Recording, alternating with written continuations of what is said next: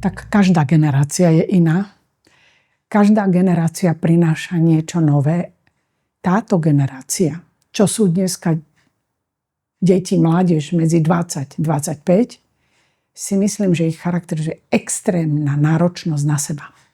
Sú veľmi na seba nároční, nevravím, že paušálne všetci, ale mnohí majú vysoké nároky na seba. Aj intelektuálne, aj tvorivé, aj chcú veľa dosiahnuť, sú veľmi zvedaví. Mali sme aj pasívnejšie generácie, ktoré tak nejak zapadli do zabudnutia, ale špeciálne títo mladí, ktorí sú momentálne študentami, konkrétne nášho ateliéru, mám pocit, že zväčša sa navzájom podporujú, hecujú, inšpirujú a sú veľmi nároční. Aj na seba, na informácie, na témy a sú veľmi, veľmi vnímaví na všetky spoločenské nespravodlivosti a všetko, čo sa deje okolo nás. To mnohé generácie ako si obišlo.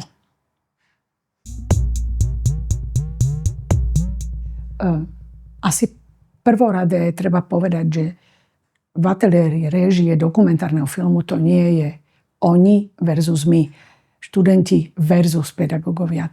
Všetci ťaháme za jeden koniec.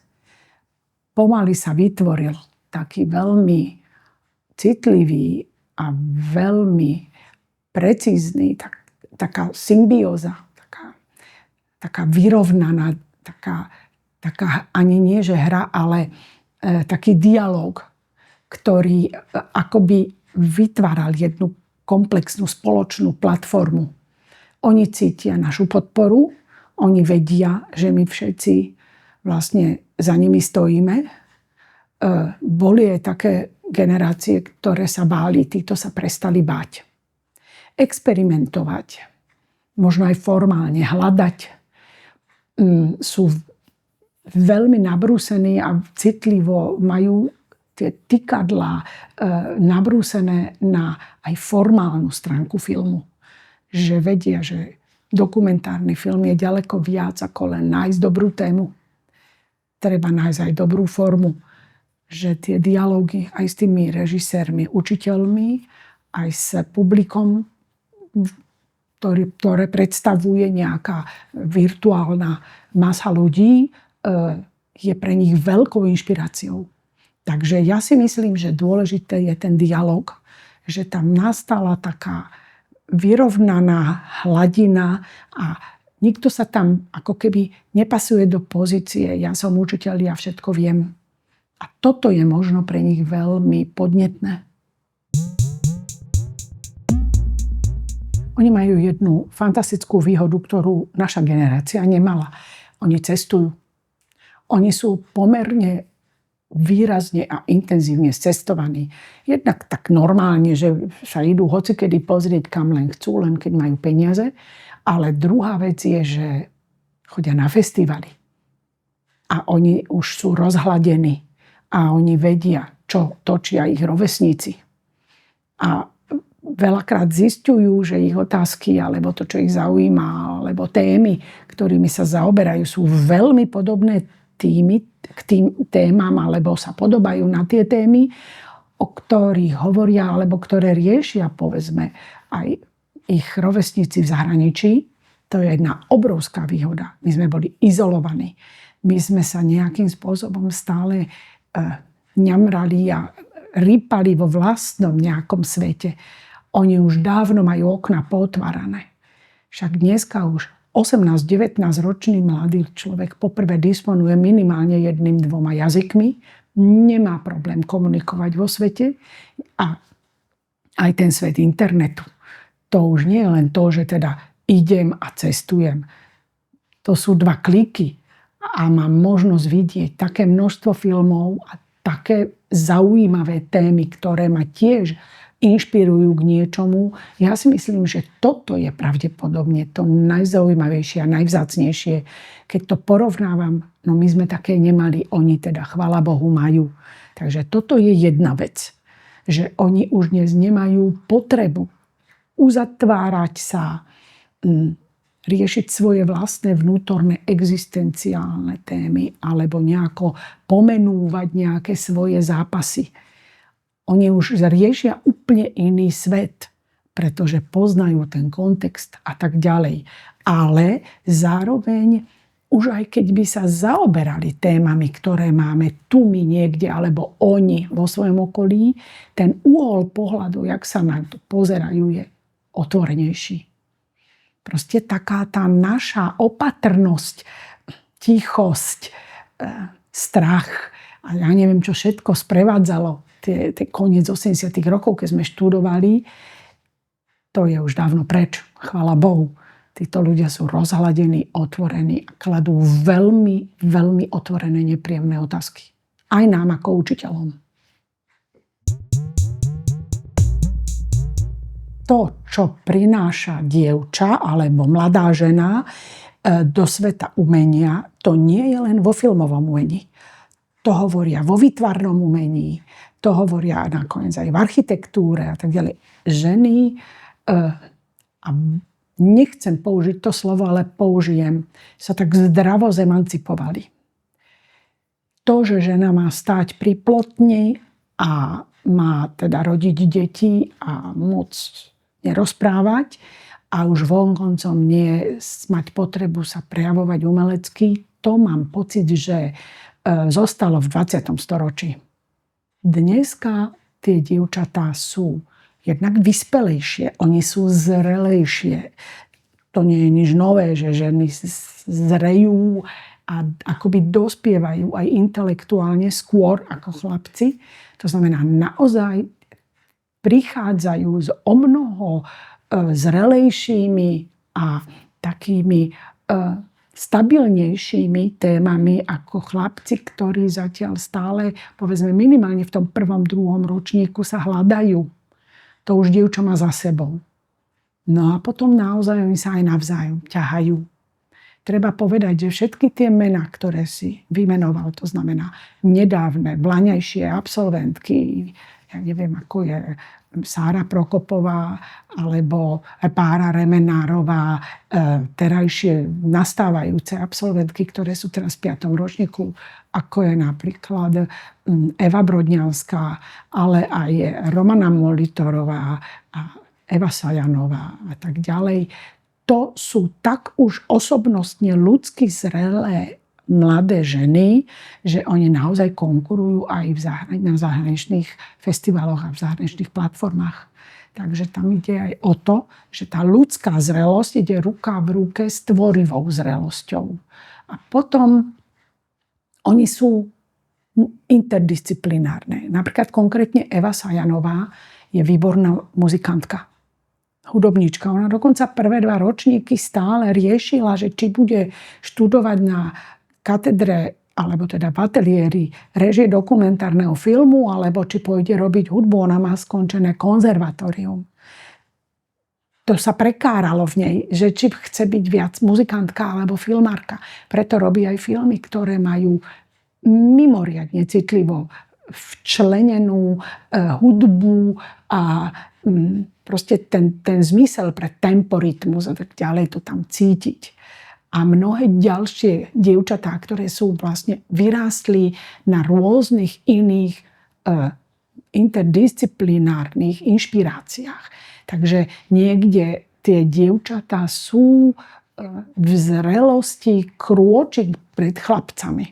Majú tak komplexnejšie a upratanejšie myšlienky. Oni to tí chlapci dobehnú, ale medzi tým tie dievčatá nebudú stáť a čakať. Takže naozaj mňa to veľmi teší, že tie dievčatá, ale hovorím len za našu katedru, ale rovnako je to na kamere. Však kedysi pred tými 20 rokmi bolo nemysliteľné, že by dievča išla študovať kameru. Dneska, ak sa nemýlim, tam majú ročníky, kde je viac dievčat ako chlapcov. Ale to sú aj výborné strihačky. To sú scenaristky tradične, ale aj hrané režisérky. To znamená taká tá ľudská, osobnostná, ale aj tvorivá umelecká zrelosť. Asi to ide jedna ruka v ruke pri tých dievčatách tak nejak krôčik pred tými chlapcami. A to prosím, nechcem, aby to bolo vnímané feministicky. Skôr je to taká úvaha, ale viem na ňu odpovedať, pretože každá má kúsok z toho. Sú dievčatá, ktoré majú zmysel pre humor. A cítiš tam takú nadsázku. Niečo, čo ponúka úsmevný, ale zároveň aj kritický pohľad. Napríklad Barbora Remenárová. Tam veľmi silná, publicisticko angažovaná, taký náboj, taká potreba sa vyjadrovať. To je napríklad Sára Prokopová a jej magisterský film Preladenie o veľmi precíznom, hlbokom stave slovenskej televízie za ostatné 2 roky. Ale zároveň je tam napríklad veľmi empatická Eva Brodňanská a jej pripravovaný magisterský film o utekáči. Proste jedna malá obec, alebo teda kedysi mestečko, ktoré stratilo úplne ako keby svoju identitu. A ľudia, ktorí tam žili a pracovali v tých v podstate svetoznámych sklárniach, stratili ako keby zmysel bytia a celé to mesto stráca svoju pôdu pod nohami. A takisto Jarka Jelchová, ktorá rieši osobnú identitu.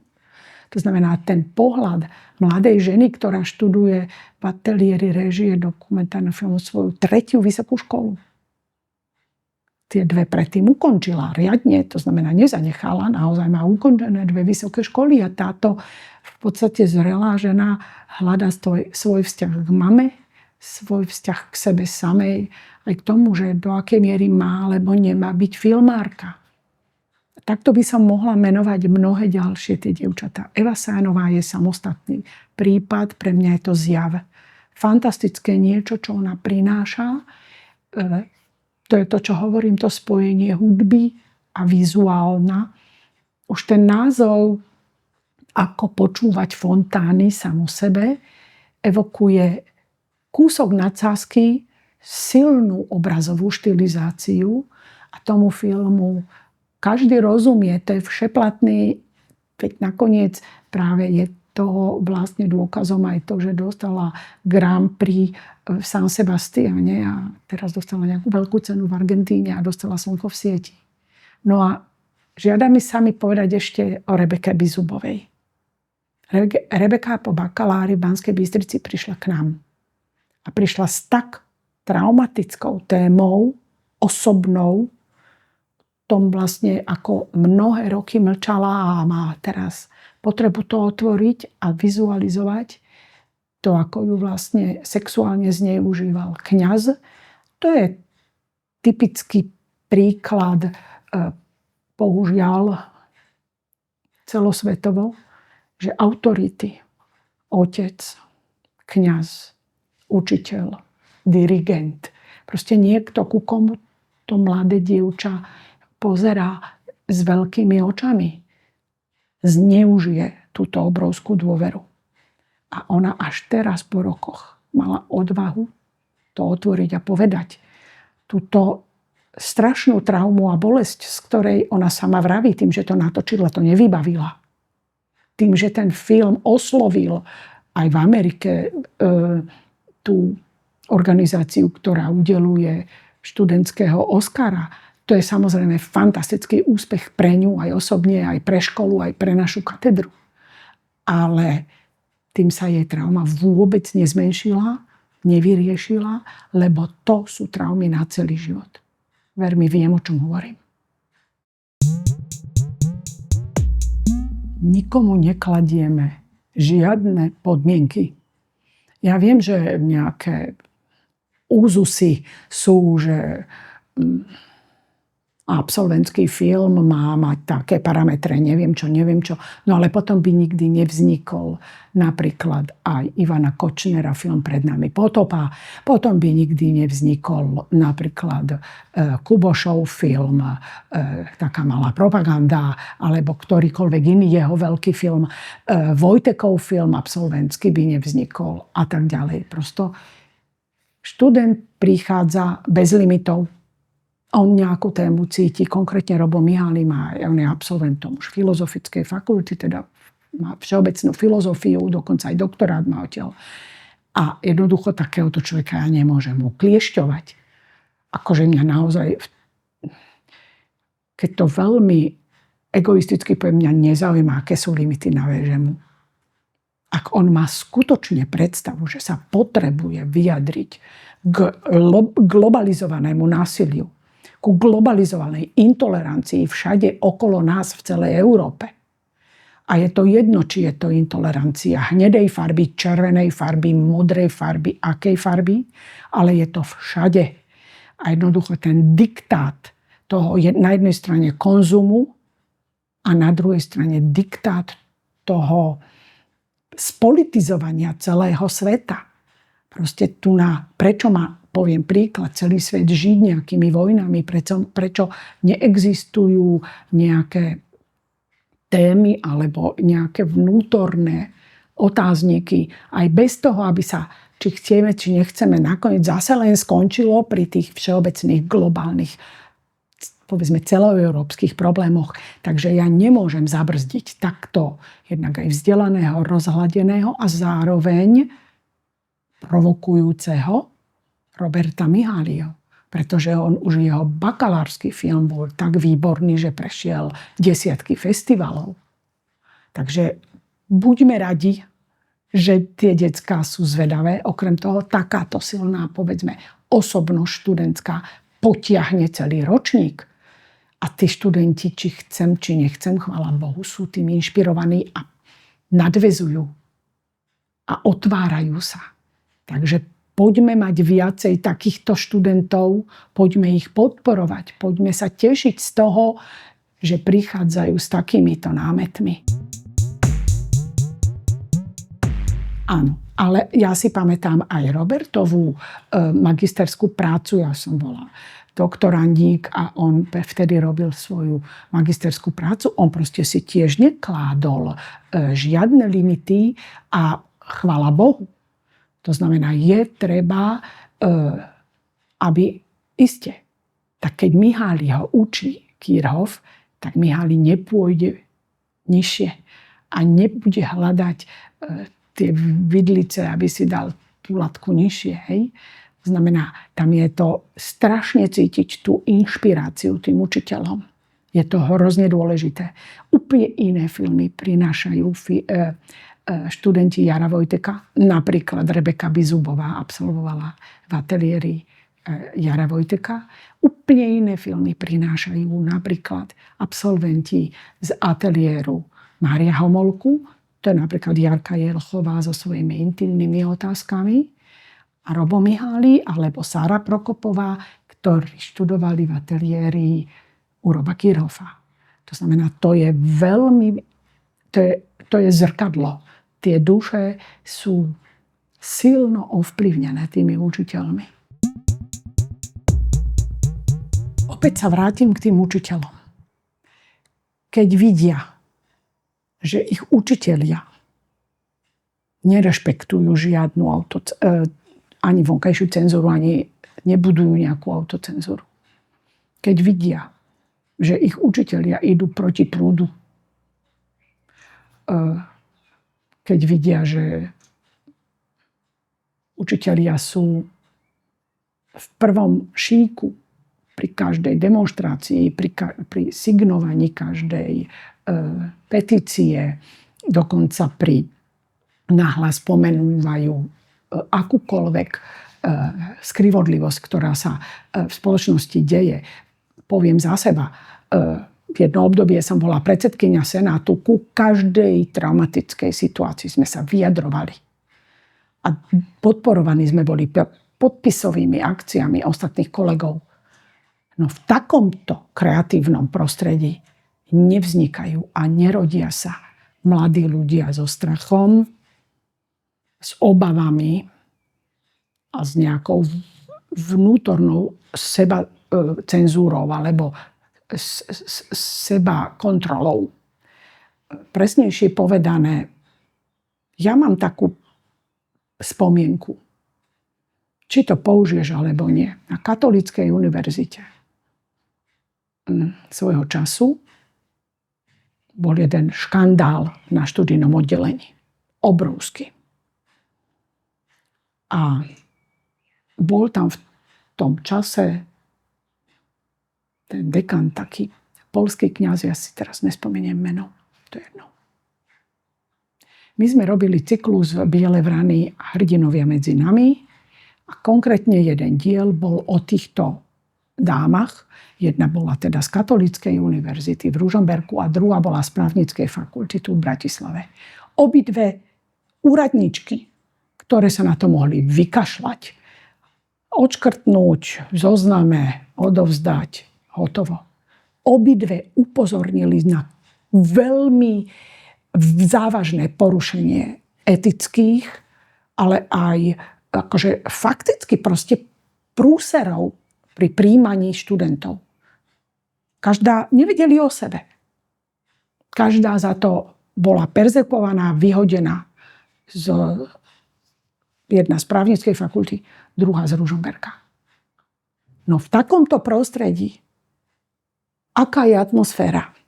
Aká môže byť dobre, to už je asi možno 15-20 rokov dozadu, ale aká je tá klíma? Taký ten strach a zároveň proste to, že môžem byť perzekovaný, sa šíri po celej škole. Proste ak nestojí za študentom a za tou celou takou nejakou atmosférou v tej škole, proste od vedenia cez proste jednotlivé katedry, učitelia, tak tí študenti, kde majú vlastne oporu, necítia, že im niekto im stojí za chrbtom a stráži alebo chráni ich, no tak takí študenti vyrastajú alebo rastú v atmosfére strachu. Ale ako náhle vidia, že aj tí učitelia, nakoniec aj to vedenie školy a tak ďalej, ponúka istú odvahu alebo teda tvorivý priestor bez toho, aby sa nesmie dotknúť ničoho, lebo to je posvetné, akademická pôda, tak potom rastú študenti a osobnosti, ktoré sa neboja.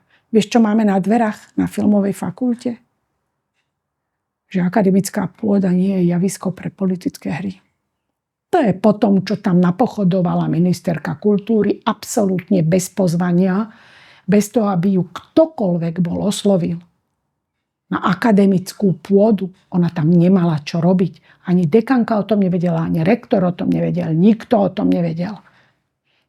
Takže dneska už študenti hovoria, mali sme ju vypískať. No ale v tom okamihu šoku a prekvapenia, že tam kráča, ostali všetci paralizovaní. Tak hovorím to len preto.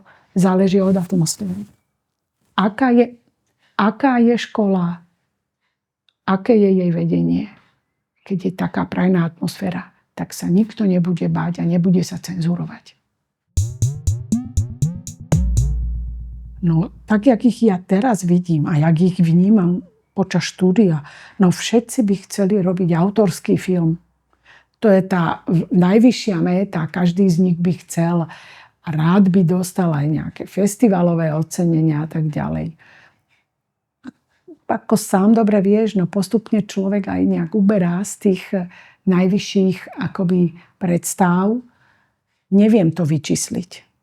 V ostatnom čase máme aj veľa študentov, absolventov, ktorí odídu z branže. Mnohí sa snažia to nejak vydržať a uchytiť sa. Mnohí chodia, existuje taká tá absolventská stáž, že idú na pol roka väčšinou do Čiech, tam nie je jazyková bariéra, tak v nejakých tých českých producentských súkromných spoločnostiach robia tam pro bono, len preto, aby teda sa rozhľadeli a prípadne pozreli si, ako to je v Čechách, alebo natiahli trošku ten čas. Je to veľmi problematické. Máme niekoľko absolventov, ktorí nemali šancu, lebo sú to silné a veľké témy, dokončiť svoj absolventský film do finálnej podoby. Na štátniciach predviedli nejakú verziu a je možnosť nájsť si profesionálne štúdio v súkromnom sektore. Prípadne tam vlastne vzniká koprodukčná zmluva medzi školou a tým subjektom. A potom sa vlastne ešte dorába absolventský film, prípadne sa na ňo žiada grant a tak ďalej, prípadne buď vstúpi alebo nevstúpi. Dnes je to problematické, televízia. A vlastne sa tá práca, práca na tej látke natiahne, pokračuje. Hovorím, niekoľko veľmi dobrých absolventských filmov bolo takto, povedzme, ešte rok, dva dorábaných. Spomeniem len napríklad Sliepkovej čiary, spomeniem Jursovu Zlatú zem a mnohé ďalšie. To znamená, tam je možné, že sa tie témy nestratia, nevyprchajú, ale mnohé tie témy ešte majú šancu dozrieť. Lebo tam je veľa takýchto projektov, ktoré na úrovni toho 5. ročníka nemajú dosť času. Aby sa napríklad aj postprodukčne stihli dorobiť do takej tej dobrej, optimálnej finálnej podoby. Alebo sa vlastne ešte dotáča, lebo ten príbeh pokračuje. Lebo sa dorába ešte. Takže takíto majú šancu potom neskôr ďalej pokračovať, ak sa im podarí uchytiť sa v tom profesionálnom prostredí. Mnohí študenti už v priebehu 4. 5. ročníka si založia nejakú svoju vlastne ako keby firmu alebo produkčnú spoločnosť. Robia sami. No je to prípad od prípadu, ale rozhodne nebudem hovoriť, majú to ťažké. Majú to veľmi ťažké, pretože možnosť uplatnenia, akú sme mali my, či na kolíbe, či v televízii, už neexistuje. To znamená, buď naozaj robia nejakú veľmi slušnú publicistiku alebo veľmi slušnú prácu na niečom, čo má zmysel, nejaké kultúrne alebo taký presah, alebo potom teda zápasia o to, aby prežili. No, je to ťažké. Naša škola, teda konkrétne filmová a televízna fakulta, sa pred pár rokmi, také možno 3 roky, 2 roky dozadu, stala súčasťou takého konzorcia Film.eu. Je to elitné konzorcium, samozrejme platené aj viac menej organizované z Bruselu. Je tam niekoľko filmových vysokých škôl európskych, ktoré združuje táto platforma. A nie všetky filmové školy v rámci Európy sú toho súčasťou. Napríklad FAMU nie. Ale my teda ako filmová televízna fakulta VŽMU sme. A toto je naozaj klub vyvolených. Je s tým spojený samozrejme aj úplne iné financovanie a funguje to teda na úplne inej báze. Nie som úplne kompetentná, aby som sa vyjadrovala k Film.eu, lebo robí to celý tím ľudí aj na VŽMU. Vedie to dekanka a prorektorka a majú to veľmi presne premyslené, ako to bude, pretože v rámci toho musia prísť aj k nám nejakí študenti z tých ostatných škôl a naši zase tam. To znamená, má to takú istú aj komunikačnú ako keby tú logistiku. Toto je niečo naozaj jedinečné. To nemá nič spoločné s tzv. Erasmom. Erasmus je európsky, ako keby tiež platforma mobilít. A to nie je len filmárska, to chodia aj lekári, aj architekti, aj hocikto. A to je zase úplne niečo iné, dostať sa na stáž na pol roka na nejakú partnerskú školu. Je viac foriem. Dneska je to naozaj otvorené. Či z tohoto aj perspektívne niečo vyrastie, niečo nové. To ja teraz samozrejme nie som vizionár, neviem, ale pracuje na tom, hovorím, celý veľký tím našich ľudí na filmovej fakulte, ktorí to majú veľmi dobre premyslené. Aj to stojí peniaze, ale zároveň sú za to peniaze. Takže je to výhodné a verím tomu, že to bude prínosné zo všetkých strán. Každý dokončený film je malý zázrak. To môže byť aj malý publicistický film v 3. ročníku. Alebo anketový film v 2. ročníku. To je skutočne malý zázrak. To vyžaduje obrovské sústredenie. vyžaduje aj prekonať sám seba. Koľkokrát už si človek povie, kašľaň na to. Od nejakého dramaturgického myslenia, prvého nápadu, námetu, nejakým spôsobom definovať tú tému, o čom budem točiť a v takej skratke to vedieť odkomunikovať, až teda potom, kedy už posledný krát odchádzam zo strižne. To všetko je úspech. Ja si myslím, že je veľa takých možností, kde sa toto všetko môže prezentovať. Ja budem hovoriť len za náš ateliér. Pred asi 4 rokmi vzniklo niečo také, čomu hovoríme dokukonferencia. Je to stretnutie tých vysokých škôl, na ktorých sa učí réžia dokumentárneho filmu v Čechách a na Slovensku. Patrí tam FAMU, patrí tam Zlín, patrí aj tam Písek, patrí tam Opava, patrí tam Banská Bystrica a patrí tam Filmová fakulta, naša katedra. Je to taká platforma, na ktorej sa stretávajú študenti aj učitelia z týchto škôl. Rotuje to medzi jednotlivými tými školami, býva to koncom septembra. Premietajú sa tam filmy. Už to, že ti niekto z nejakej inej školy vyjadrí nejaký názor a máš spätnú väzbu od učiteľa zo Zlína alebo z Banskej Bystrice alebo ja neviem, z FAMU Písek, to je strašne cenné. To je tak výborné, lebo tí študenti však nás majú prečítaných, vedia, čo asi tak povieme. Hej? Plus, mínus. Každopádne prísť s názorom alebo priniesť názor, ponúknuť názor a tie decká sú veľmi hladné po tom, čo si ľudia o tom myslia. A to sú úspechy. To sú tie malé úspechy, to sú tie veľké veci, ktoré si myslím, že je dôležité, aby tie decká zažili. Že im, ja neviem, nejaký učiteľ z inej školy niečo na ich film alebo cvičeníčko, tam sa premietajú aj malé cvičenia, niečo povie. Toto všetko sú strašne dôležité veci, nie len tie veľké festivaly.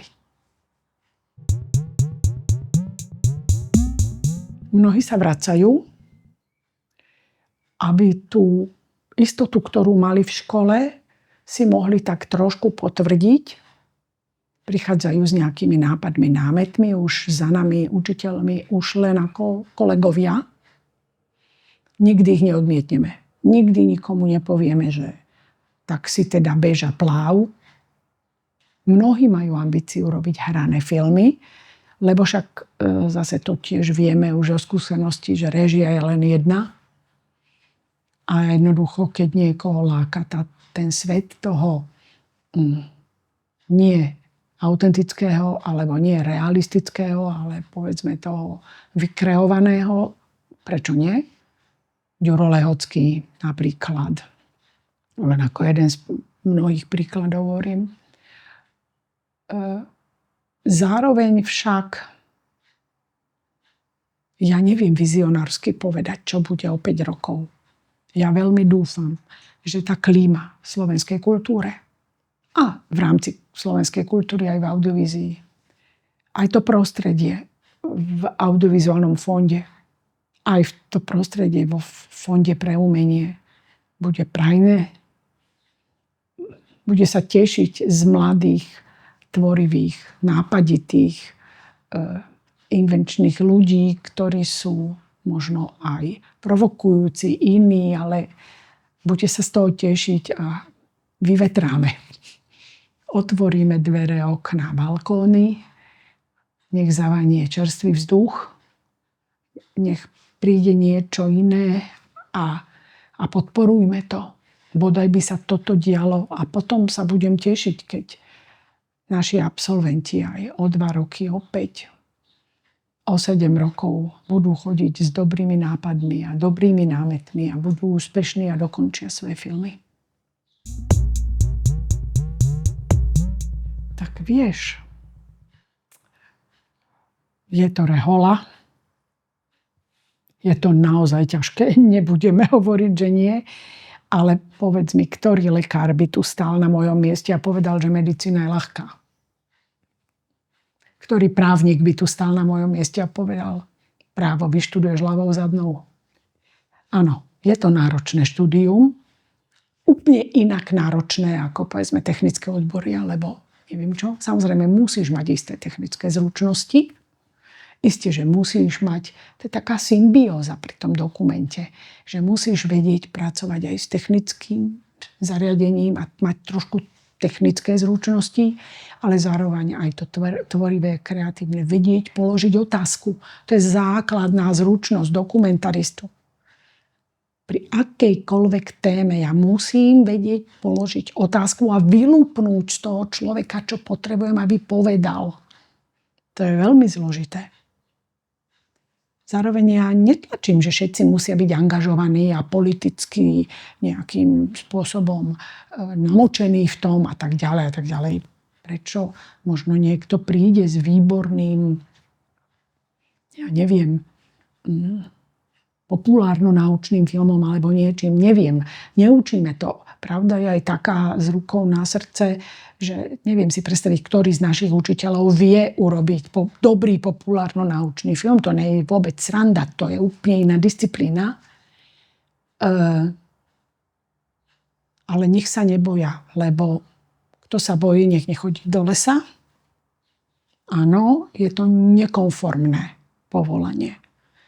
Za dokumentaristom nejde 20-členný štáb a voz s cateringom a príves s maskérkami. Ten dokumentarista si to musí všetko pekne odniesť sám, rozbaliť, zbaliť. Sú priestory, kde jednoducho sa ten jeho štáb ani nezmestí. Proste točím v Chatrči, v romskej osade, no tak tam asi ťažko pôjdem aj so švenkrom, aj s asistentom, aj s produkčnou, aj s pokladničkou a ešte aj s cateringom. Jednoducho idem sám. A je to veľmi nepohodlné. A častokrát hovorím, no treba prekonávať ako keby sám seba, ale ja si myslím, že po istom čase sa z toho stávaš si od toho závislý.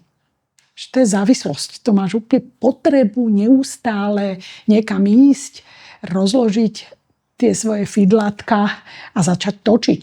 Máš pocit, že bez toho to je jak droga. Potrebuješ to znova a znova zažiť. Tá autentická atmosféra. A potom, keď vidíš v tej strižni, čo si natočila, jak ti to tam vzniká pod tvojimi rukami, tvojej hlave. No však to je naozaj malý zázrak. Takže ja osobne si myslím, že len sa netreba báť. Chce to odvahu.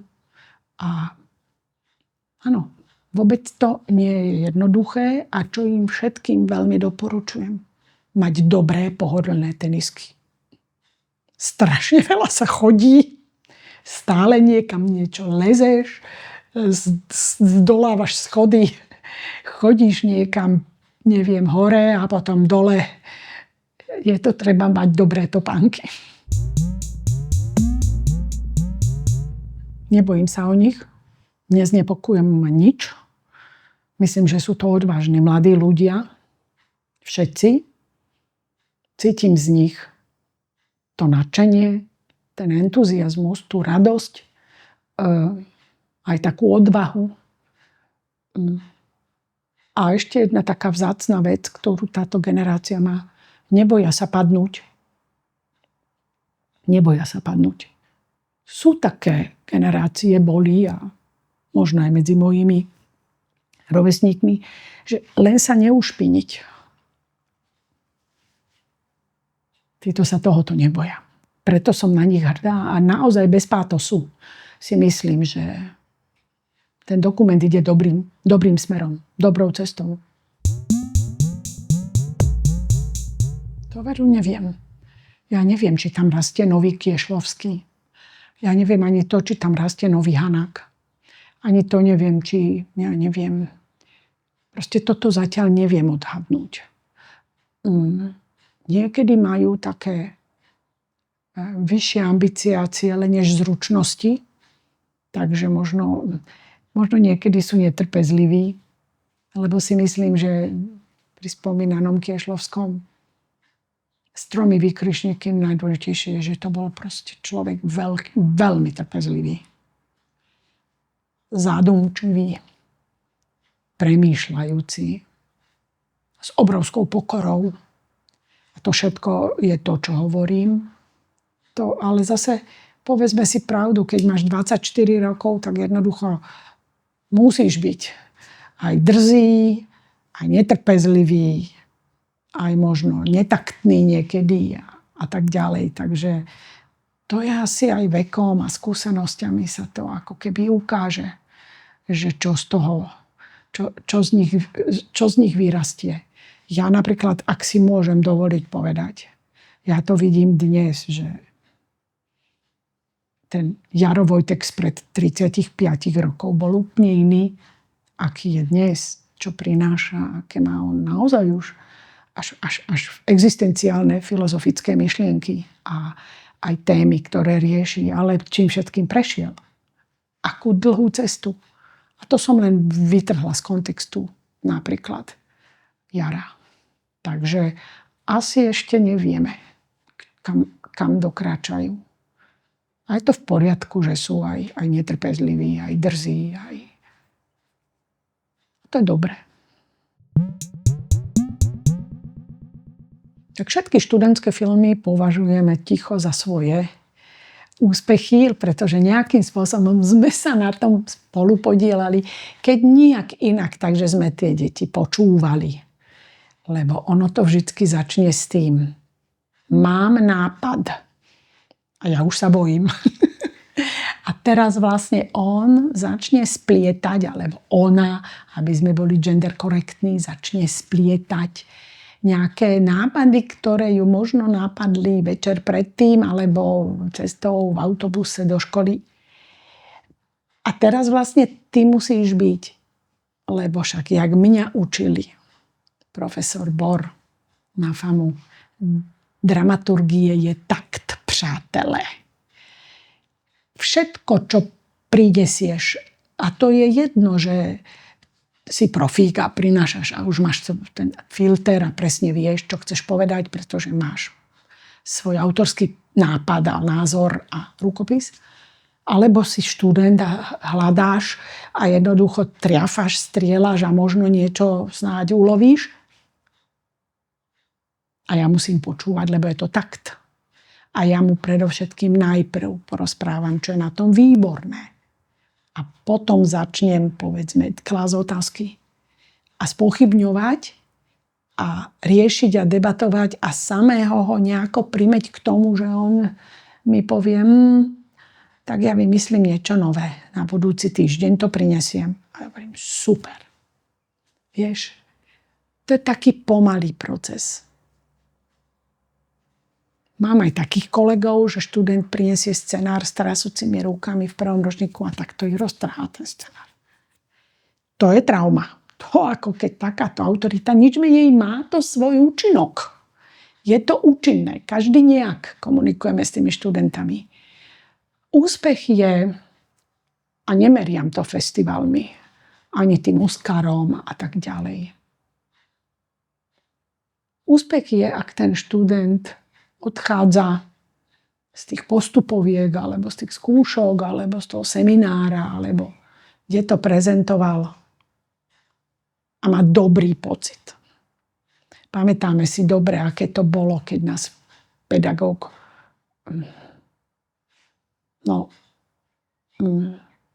rozložil. Nechcem povedať spéroval, ale rozložil. To znamená, ostali sme neistí. Ale ak prinesie niečo, čo má hlavu petu a je tam nejaká vízia, dá sa z toho niečo vylúpnúť perspektívne ďalej, tak si myslím, že to je vždycky úspech. To je vždycky úspech. Vieš, samozrejme, najväčší úspech bol ten úplne prvý úspech našej katedry. Balcové 3 tony šťastia. Na tej škole sa vôbec netočilo. Prvý ročník im rozprával, Slivka rozprával a oni nedošli do styku s filmom. No video neexistovalo. A v jednej chvíli, prvý rok, Slivka vybavil v telke že mohli ísť niečo natočiť. To ešte len nejaké prvé námety spísali, ten ročník a tak ďalej.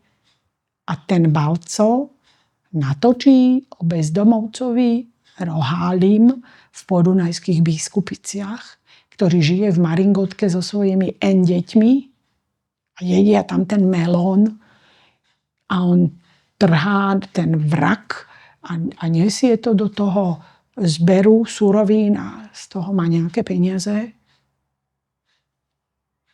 A kapitalistický Oberhausen zmlkol. A Slivka mi to hovoril, on fakt plakal. Jemu vybehli slzy. Hovorí, áno, tam všade tie krásne nemecké filmy, tie portréty, klaviristiek a neviem čo. Sterilné, krásne, čisté študentské filmy z Mníchova, alebo z Berlína, alebo odkiaľ. A prišiel tam tento Balco malý s týmto filmom a oni onemeli. Oni netušili, že takýto svet je nedaleko nich. No toto je úspech.